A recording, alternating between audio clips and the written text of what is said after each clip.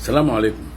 هم جماعة مشايخنا الأجلاء، ما بقتش أسمع منهم حكاية عذاب القبر والثعبان الشجاع الأقرع ومنكر ونكير وتكسير الضلوع الصدر في القبر، لما القبر يلتئم عليك التئامة لا تبقي مفصل واحد في مكانه، ويعني والصرخات والنار اللي بيشتعل القبر عليك نارا، ويخرج عليك مخلوق كئيب رهيب المنظر يقول لك انا معك، انا عملك السيء معك الى يوم القيامه وكده، وانت بقى تقول يا رب لا تقم الساعه يا رب.